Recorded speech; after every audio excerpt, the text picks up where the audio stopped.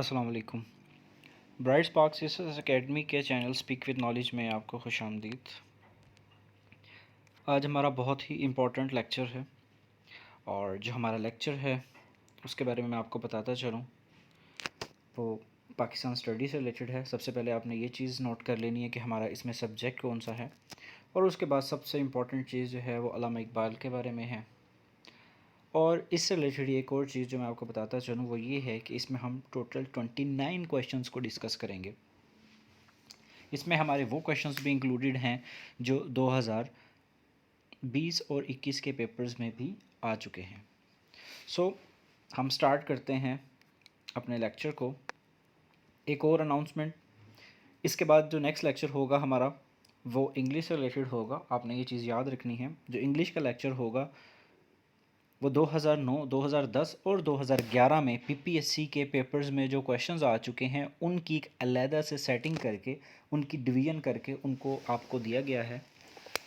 उसमें आपको पता है पेपर में सिनोनिम्स भी आते हैं, उसमें एंटोनिम्स भी आते हैं, उसमें ईडियम्स, प्रोवर्ब्स या सूटेबल वर्ड्स, प्रपोजिशंस, जो ग्रामर का पोर्शन जिस तरीके से आता है वैसे ही उसको उसमें एक्सप्लेन किया गया है। और मैडम हलीमा सादिया बट जो हैं उन्होंने उस पर लेक्चर डिलीवर किया है, तो वो भी अपलोड हो जाएगा, आपने उसको भी सुन लेना है और आपने साथ के साथ चीज़ों को प्रिपेयर करना है। इससे आपको ये हेल्प मिलेगी कि जो नेक्स्ट आगे पीपीएससी में जो क्वेश्चंस आ रहे हैं वो अगर रिपीट नहीं भी हो रहे तो वो कभी कभार कोई ना कोई क्वेश्चन ज़रूर पीछे से उठाएगा, तो आपने इसलिए उस पोर्शन को भी साथ के साथ करते रहना है। अब हम स्टार्ट करते हैं अपने लेक्चर को अल्लामा इकबाल पे। और हमारे पास अब वेरी फर्स्ट क्वेश्चन है, और हमारे पास जो वेरी फर्स्ट क्वेश्चन है उसके बारे में आपको मैं एक चीज़ बता दूं। यहाँ पे अल्लामा इकबाल की मदर का नाम पूछा गया है। एक चीज़ यहाँ पे ये इम्पॉर्टेंट है कि जो भी फेमस पर्सनालिटीज़ हैं लाइक अल्लामा इकबाल हैं, कायद अज़म मोहम्मद अली जिन्ना हैं, इनकी मदर फादर के नेम्स वगैरह आपको पता होने चाहिए।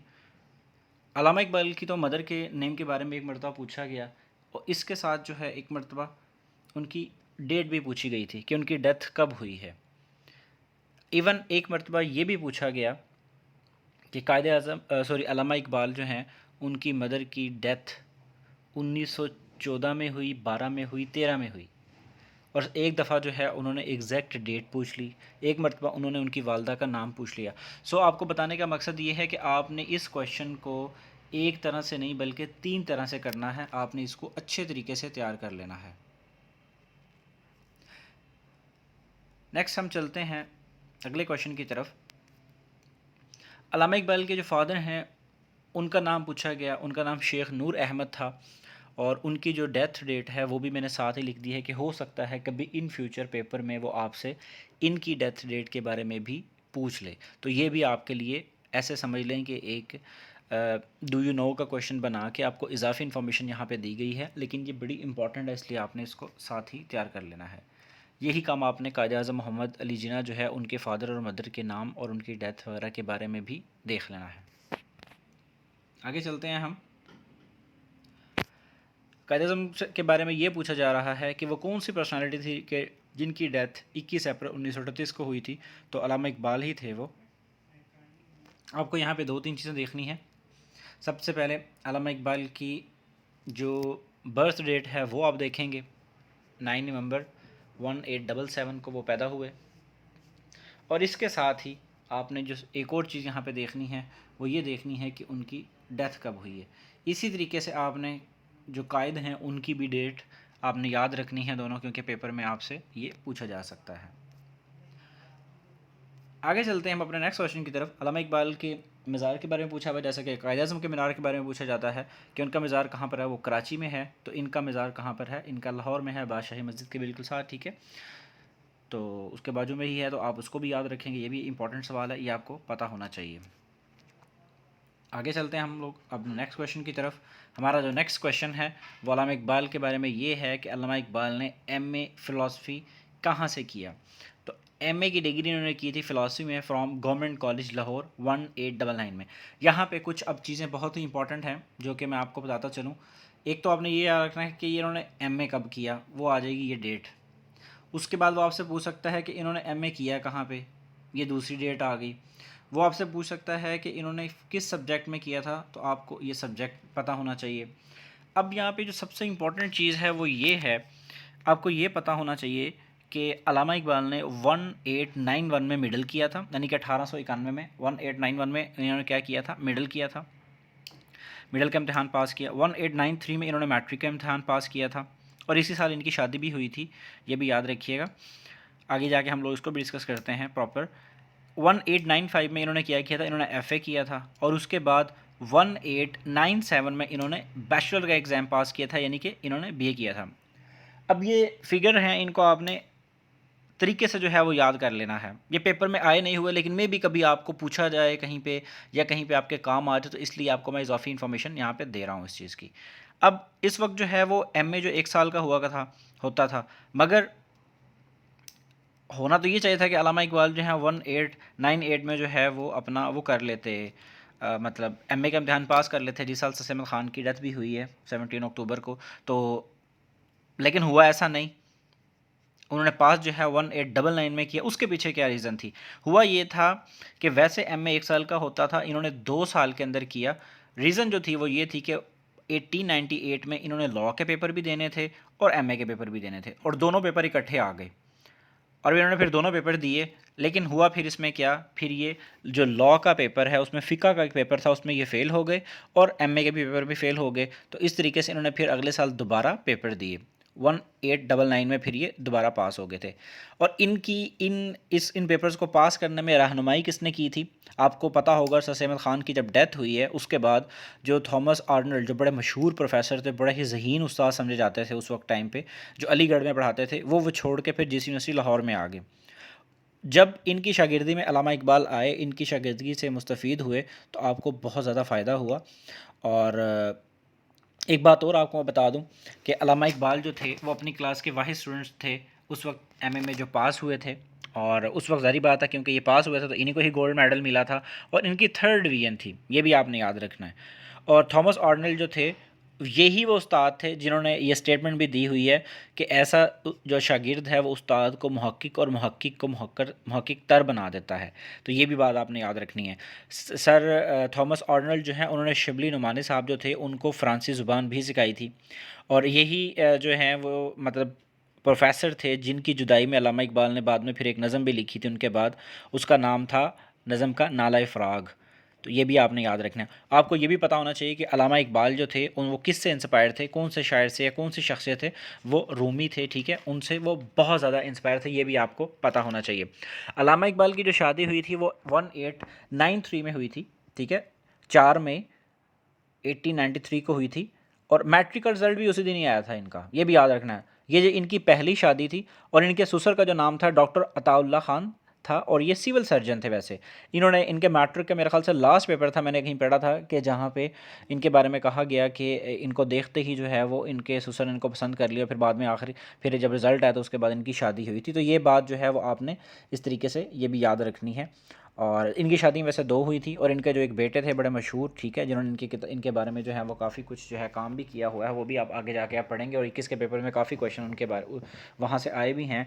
तो एक 21 के बारे में 2021 के जो पेपर्स हैं उन पेपर्स को मैं अलहदा से मैं मतलब तैयार करूँगा, ठीक है, वो मतलब अलहदा से मैं पेपर्स जो है वो दूंगा आप लोगों को, उस पर लेक्चर्स दूंगा। तो आपने क्या करना है, आपने उनको भी जो है वो लाजमी लेना है लेक्चर्स को। इंशाल्लाह 1-2 दिन के अंदर वो लेक्चर भी अपलोड हो जाएगा। 2021 के कम से कम मेरे पास 12-14 पेपर्स हैं तो अभी तक जो हैं जो हो चुके हैं, जो अभी बुक में नहीं आए, वैसे मार्केट में नहीं आए और ना ही मेरे ख्याल से आएंगे पूरे, लेकिन मेरे पास मौजूद है। इंशाल्लाह मैं आपको वो लेक्चर्स भी दूंगा, उसमें आपने 1 बाई 1 उनको तैयार करना है और उसमें जो जिस तरीके से सवाल होंगे आपने वैसे तैयार करना। वो यहाँ पे जो है वो कुछ मैं आपको बता दूंगा, लेकिन मैंने इसमें इंक्लूड नहीं किए, लेकिन अगले लेक्चर से इंशाल्लाह मैं कोशिश करूँगा कि उनको यहाँ पे इंक्लूड करता रहूँ।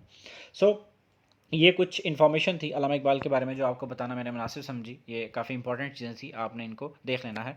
और ये वो बातें हैं नॉर्मली जो कि हमारी बुक्स में नहीं बताई जाती। क्यों नहीं बताई जाती, इसकी रीज़न आपको ख़ुद भी बड़े अच्छे तरीके से पता होगा।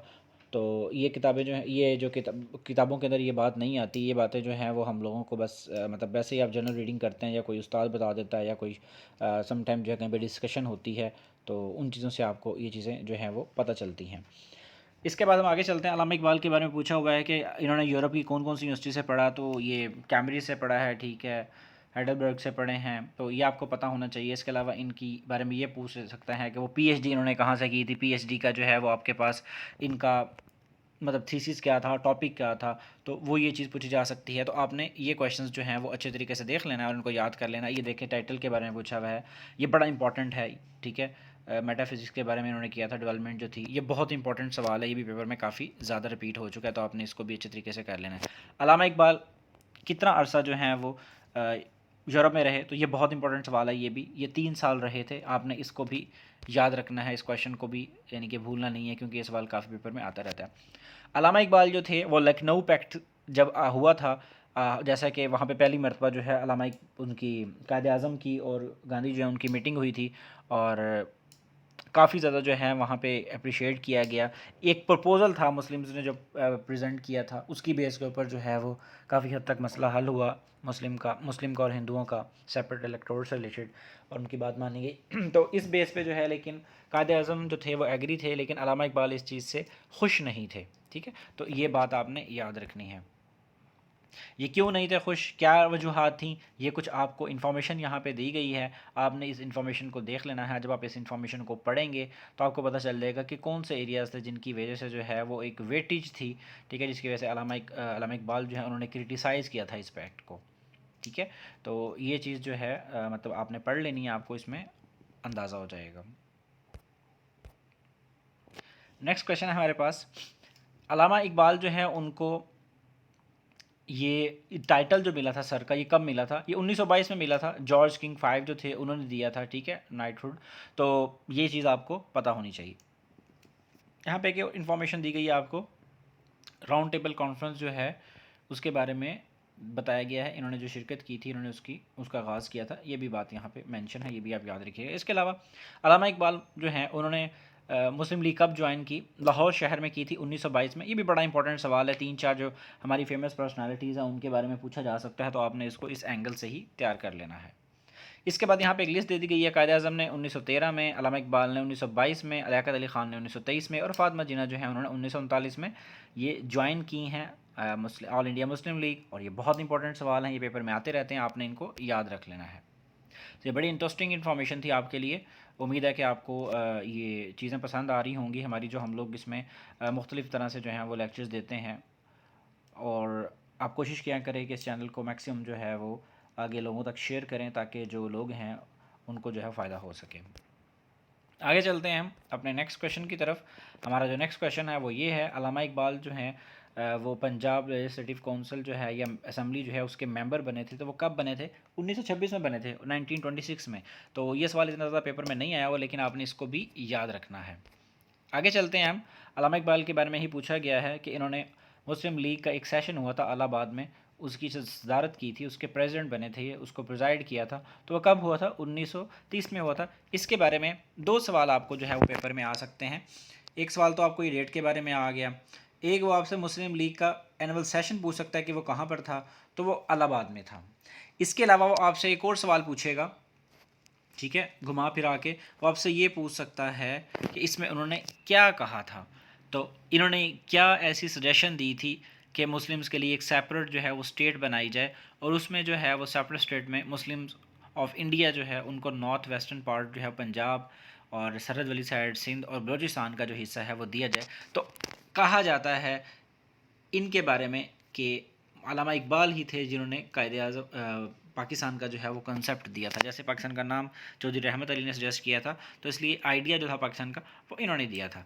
यहाँ पे हमारे पास आ गया है दोबारा से ही सवाल, मैंने ऊपर बात की कि फेमस एड्रेस इलाहाबाद में दिया गया, जहाँ पे वो उन्होंने मतलब नॉर्थ वेस्ट एरिया के बारे में बात की। फिर ये ऑल इंडिया मुस्लिम लीग का सेशन था, और ये कौन सा सेशन था? ये बहुत ही इंपॉर्टेंट सवाल है। ये 3-4 सवाल यहाँ पे बनते हैं, और ये पेपर्स में रिपीट होते रहते हैं, चाहे पेपर का पैटर्न जितना भी वीपीएससी चेंज कर ले, इस तरह के क्वेश्चन से उसकी जान नहीं बच सकती। वो ये सवाल देने के लिए मजबूर है, और वो ये सवाल देगा, क्योंकि ये बिल्कुल ही बेसिक्स हैं।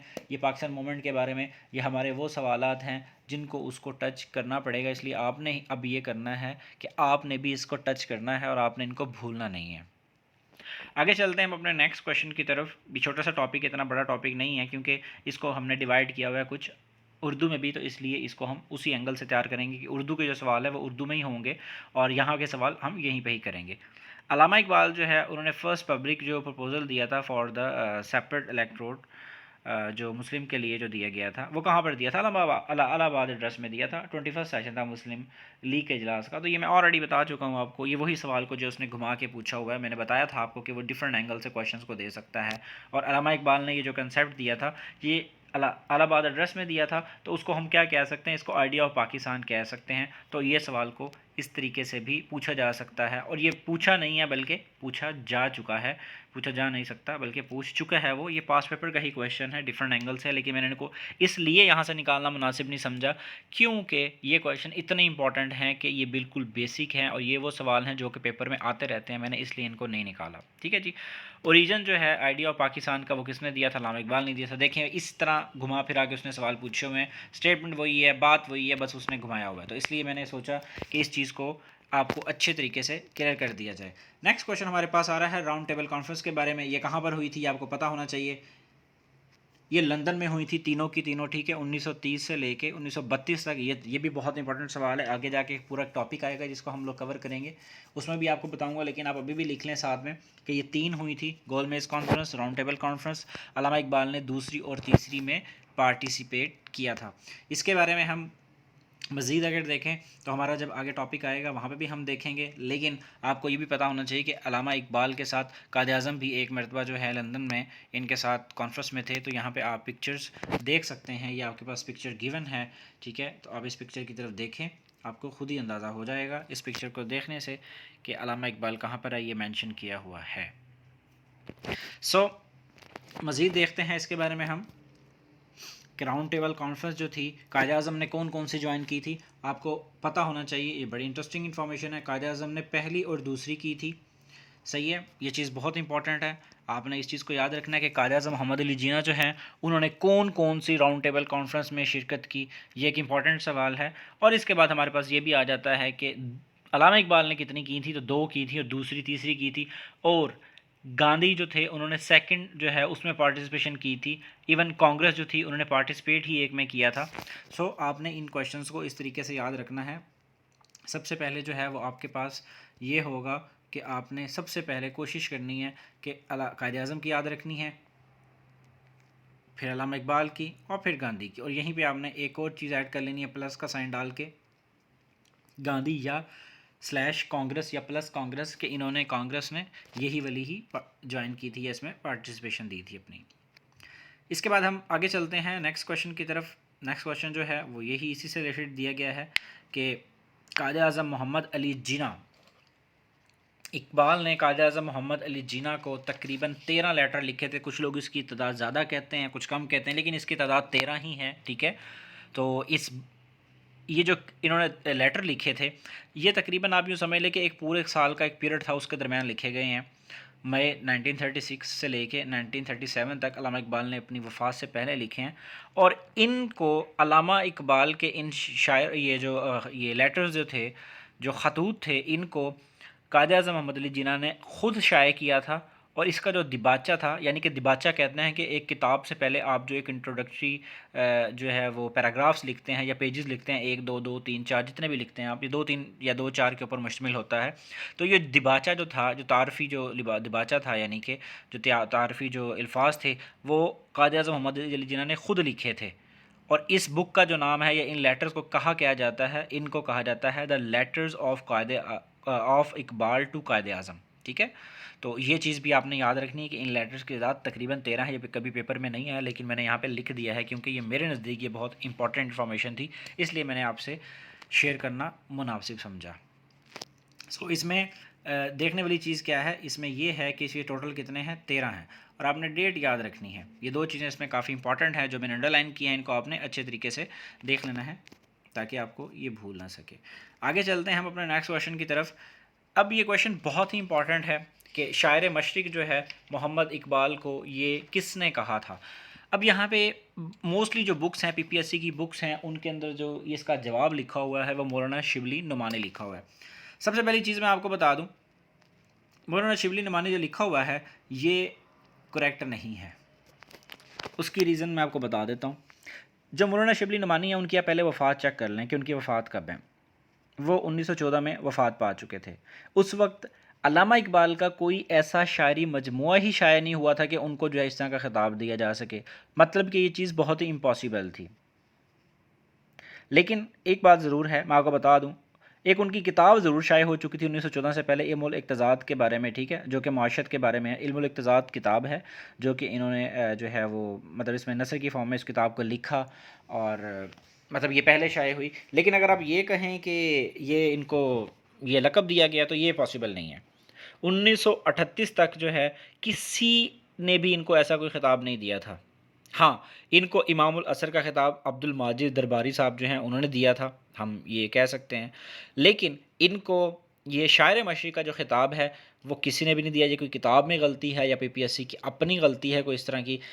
मैंने एक बहुत ही माशाल्लाह एक्सपर्ट हैं इंग्लिश में, सॉरी उर्दू के लिटरेचर में, उर्दू के लेक्चरर हैं, वो पढ़ाते हैं कॉलेज में, यूनिवर्सिटी में, ठीक है, और मेरे वो शागिर्द भी हैं और मेरे लिए बड़े मोहतरम हैं, दिलशाद। उनसे मैंने ये कंसल्ट किया, उन्होंने मतलब ये बिल्कुल वेरीफाई करके मुझे ये इसका जो है वो डिटेल बताई, बल्कि उन्होंने कहा कि सर ऐसा कुछ कंसेप्ट ही नहीं है, ऐसा की कोई चीज़ नहीं है।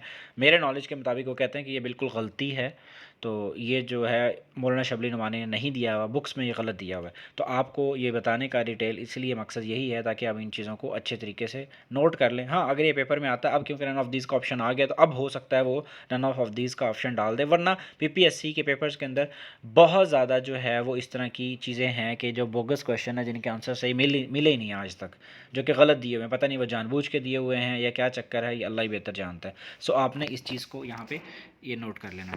हम आगे चलते हैं नेक्स्ट क्वेश्चन की तरफ।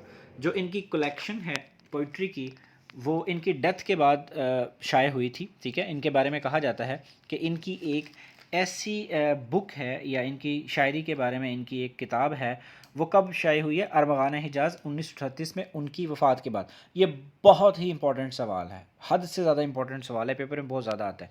आपको मैं यहाँ पे एक चीज़ और बता दूँ, अरमगान हिजाज़ जो है ये किताब है, ठीक है, ये इनकी कलेक्शन है इनकी पोइट्री की। इसके अंदर ना कुछ बहुत मशहूर किताबें भी हैं, ये भी आप याद रखिए, नज़में हैं, सॉरी। पहली नज़म जो है उसका नाम है हज़रत इंसान, ये बहुत ज़्यादा पेपर के अंदर आती है, ठीक है जी। इसको आपने अच्छे तरीके से याद कर लेना है, क्योंकि ये पेपर में काफ़ी ज़्यादा वो रिपीट करता है कि हज़रत इंसान जो है वो इनकी कौन सी किताब में है, तो वह अरमान हिजाज़ में है।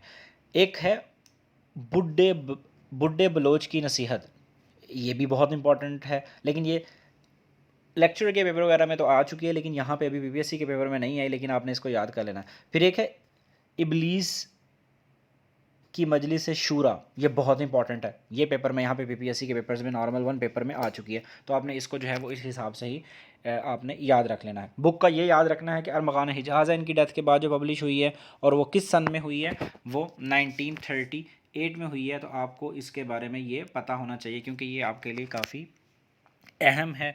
अगर आप इसको इस तरतीब से याद कर लेंगे आपको प्रॉब्लम नहीं होगी। आगे चलते हैं हम नेक्स्ट क्वेश्चन की तरफ। अल्लामा इकबाल की बुक कौन सी नहीं है? दस्ते सबा। उसने 3-4 ऑप्शंस दिए होंगे और उसमें उसने ये पूछ लिया, तो ये दस्ते सबा एक ऑप्शन था जो कि इनकी जो है वो बुक नहीं थी। तो आपने ये चीज़ याद रखनी है, दस्ते सबा किसकी थी, ये आपकी असाइनमेंट है, आप इसको देख लेंगे। मे बी इन फ्यूचर कभी वो पेपर दे दे, क्यों पेपर में सवाल दे दे, क्योंकि वो अब ऐसा ही करता है, सवाल को सवाल और सवाल को जवाब बना रहा है आजकल। आगे चलते हैं हम हमारे पास उसने ये पूछा है कि reconstruction of religious thoughts in Islam, ये किसने लिखा था, ठीक है। इस पे मतलब इस टॉपिक पे किसने ऐसे लिखा है, किसने जो है वो लिखा, इस बुक, ये बुक है पूरी, ठीक है। तो ये किसने लिखा है? अल्लामा इकबाल ने लिखा। ये बहुत इंपॉर्टेंट है, ये भी पेपर में सवाल आता रहता है, आपने इसको भी इस तरीके से तैयार कर लेना है। आगे चलते हैं हम। उसने पूछा है कि शिकवा जो है वाज पब्लिश इन 1901, और अंजुमन हमायत इस्लाम का जो एक इजलास हो रहा था वहाँ पे इन्होंने पढ़ के सुनाई थी, ठीक है।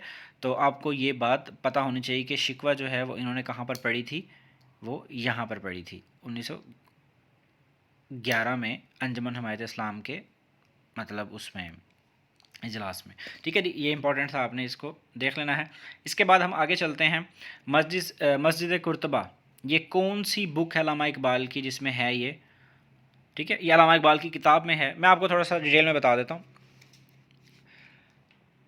अल्लामा इकबाल की जो ये बुक का पूछा हुआ है, ये नज़म का पूछा हुआ है उन्होंने, सॉरी बुक का नहीं, ये इनकी किताब है बाल जिब्रील, इसका आंसर ये बनना चाहिए था, लेकिन बुक्स में लिखा ही इस तरीके से हुआ है। सो मैं आपको बता दूं जो बाल जिब्रील की किताब है उसमें कौन कौन सी नज़में, इसका सवाल ये बनना चाहिए था, या वो पूछता कि ये जो नज़म है ये कहाँ पर है। ठीक है, ये मैंने भी सही नहीं किया क्योंकि मैंने आपको वैसे ही बताना था, तो इसलिए मैंने इसको सवाल को चेंज नहीं किया। मैंने कहा एज इट इज़ जाने देता हूँ, मैं वैसे लेक्चर के अंदर जो है वो एक्सप्लेन कर दूँगा। अब वो ये है कि बाल जिब्रील में ये नज़म है, ठीक है, आपने याद रखना है। बाल जिब्रील में और कौन कौन सी नज़में वो आपको बता देता हूँ मैं। बाल जिब्रील में एक साकी नामा है जो कि बहुत इंपॉर्टेंट, और ये पेपर में कई दफ़ा पूछ चुका है वो, और मस्जिद कुर्तबा वो आपको बता चुका हूँ। ये दोनों बहुत ही ज़्यादा इंपॉर्टेंट है और यही पेपर में ज़्यादा पूछे जाते हैं। इसके अलावा जो और हैं चार वो भी मैं आपको बताता हूँ, लेकिन वो इतने ज़्यादा नहीं पूछे जाते। शाहीन के बारे में शेर ज़रूर आते हैं, लेकिन ये नहीं पूछा गया कि ये बाल जिब्राइल में है या कौन सी किताब में है, तो आपने ये भी याद रखना। अब आपके पास तीन आ गई हैं नज़में। एक आ गई मस्जिद कुर्तबा, ये बहुत ज़्यादा पूछी जाती है, ये बाल जिब्राइल किताब में है इनकी। साकी नमा बहुत पूछा जाता है, और शाहीन के बारे में पूछा जाएगा। आपने अक्सर शेर सुने हैं इनके शाहीन के बारे में। ये तीन जो हैं नज़में इनकी बहुत मशहूर हैं जो कि आपसे पूछी जा सकती हैं। इसके अलावा आदब ने दरख्त लगाया, ये भी है, कभी आ सकता है, ठीक है। और रूह अर्ज़ ने उसका इस्तकबाल किया, ये भी एक इनकी नज़म है, ठीक है, जो कि बाल जिब्राइल में ही है। और फ़रिश्ते आदम को जन्नत से रुखसत करते हैं, ये भी इनकी ही नज़म है जो कि बाल जिब्राइल में है। तो ये दोनों जो आपको तीनों नाम बताए हैं आपने इनको भी याद रखना, लेकिन जो तीन बहुत ज़्यादा इंपॉर्टेंट थे वो मैं आपको बता चुका हूँ। आगे चलते हैं हम। हमारे पास जो नेक्स्ट क्वेश्चन है वो ये पूछ रहा है कि अल्लामा इकबाल क्या कभी हज और उम्रे पे गए हैं? नहीं, उन्होंने कभी अपनी लाइफ में ना तो कोई उम्रा किया था ना ही कोई हज किया था। तो आपने इस तरीके से इस सवाल को भी याद रख लेना है। अब अल्लामा इकबाल की कुछ बुक्स के बारे में सवालात आ रहे हैं, वो मैं आपको अब वन बाई वन बता देता हूँ कि अल्लामा इकबाल की जो बुक है जो उन्होंने पर्शियन में लिखी थी वो अरमगान हिजाज़ है, 1938 में, जो उनकी डेथ के बाद जो है वो शाये हुई है। मैं ऑलरेडी बता चुका हूँ, मैंने आपको पहले ही इसके बारे में बता दी है कि अरमगान हिजाज़ जो इनकी किताब है इनकी डेथ के बाद शाये हुई है, 1938 में शाये हुई है, और ये पर्शियन लैंग्वेज में थी। और इसकी जो नज़में हैं हज़रत इंसान है, बुढ़े बलोच की नसीहत है, इब्लीस की मजलिस शूरा, तीनों मैं आपको बता चुका हूँ।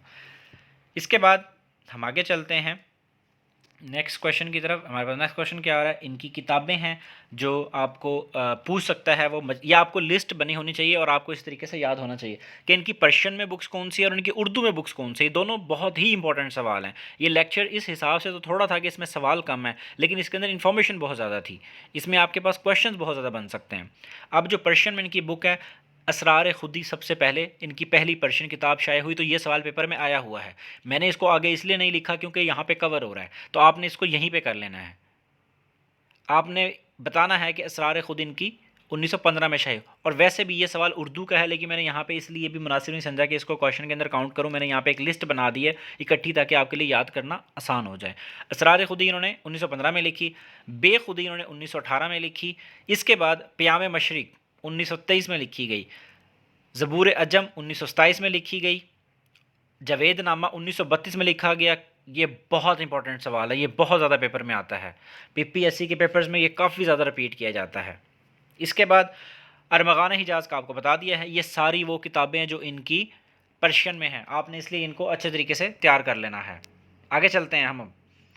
अब नेक्स्ट देखते हैं हम नेक्स्ट स्लाइड में इनकी उर्दू में कौन सी किताब है। बांगे दरा 1924 में जो है वो मजमूआ ये शाया हुआ था। पहला याद रखिएगा, पहले मैं पीछे रेफरेंस दे चुका हूँ कि 1914 तक कोई ऐसा इनका मजमूआ शाया नहीं हुआ था, तभी इनको शिबली नुमानी वाला जो आंसर है वो गलत मैंने कहा है।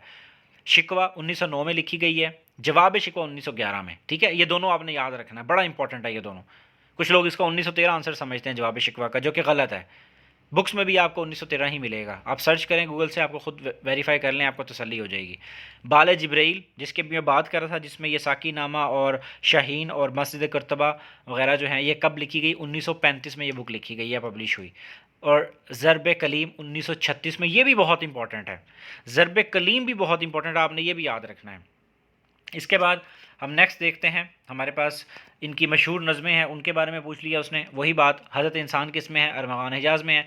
टीपू सुल्तान ज़रब कलीम में है। ज़रब कलीम अभी मैंने पीछे डिस्कस किया, ये देखें, ज़रब कलीम लिखा है 1936 में शाये हुई, उर्दू में किताब है।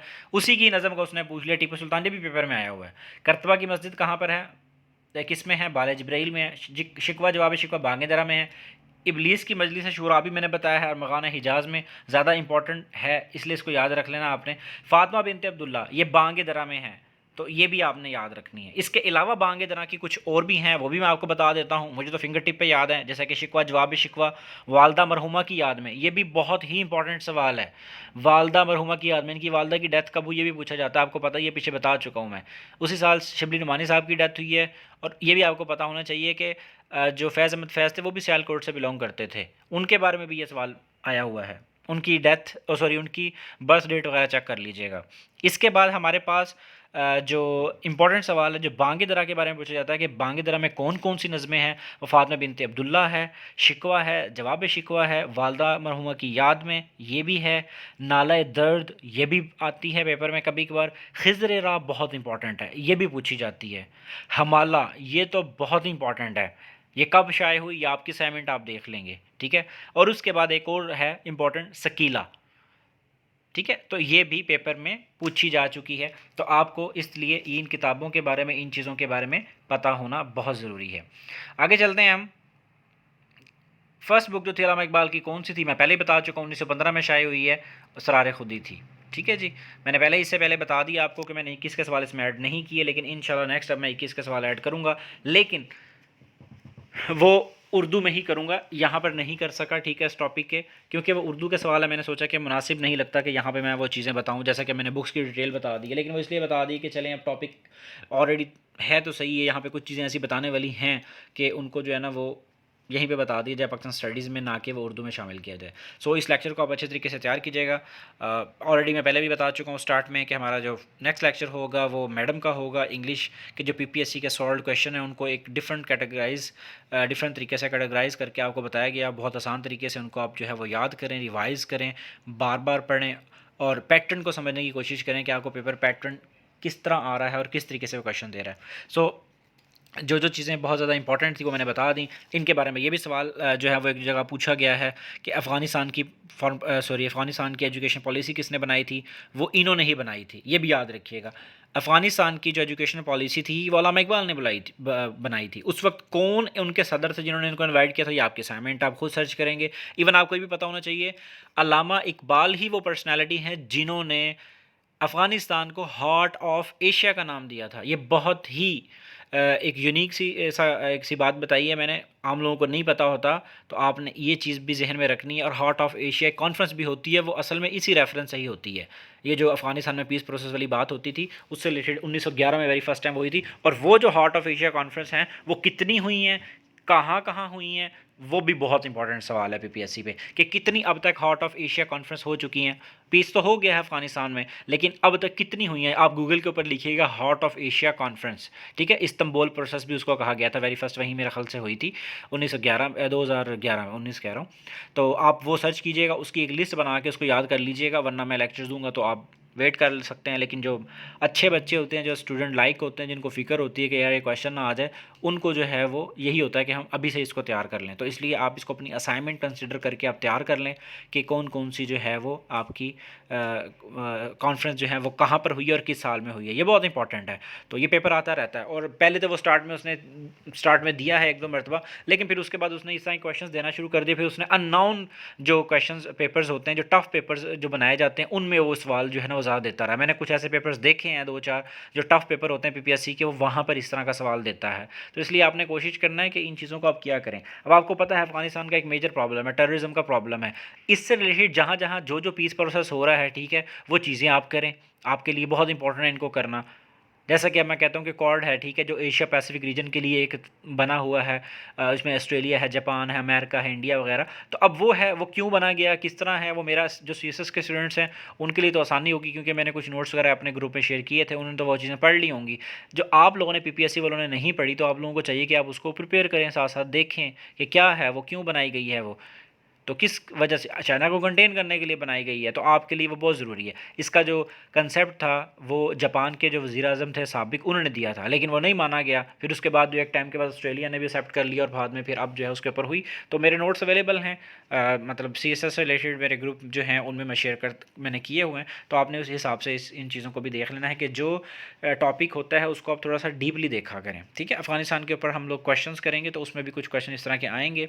तो ये आपका लेक्चर था। कोशिश कोशिश करें कि मैक्सिमम इसको शेयर किया करें, लोगों तक पहुँचाया करें ताकि लोगों को फ़ायदा हो सके। और इसके अलावा जो है हमारी जो वीडियो है उसको लाजमी लाइक किया करें। इससे ये होता है कि आप अगर वीडियो को लाइक करेंगे, ये फ़ायदा होगा कि इसकी रेटिंग बढ़ेगी और मैक्सिमम लोगों तक पहुँचेगा और उनका भला होगा। और हमें ये फ़ायदा होगा कि हमें खुशी होगी कि हम जो लेक्चर्स डिलीवर कर रहे हैं यहाँ पे, आपको जो लेक्चर्स दिए जाते हैं आप उनको एटलीस्ट लाइक करते हैं या आप कमेंट करके हौसला अफजाई करते हैं, ताकि हम जो है वो मैक्सिमम जो है वो अच्छे से अच्छा काम कर सकें। ठीक है जी, इसको आप रिवाइज़ कीजिएगा और अच्छे तरीके से देख लीजिएगा। अपना ख्याल रखिएगा। अल्लाह हाफिज़।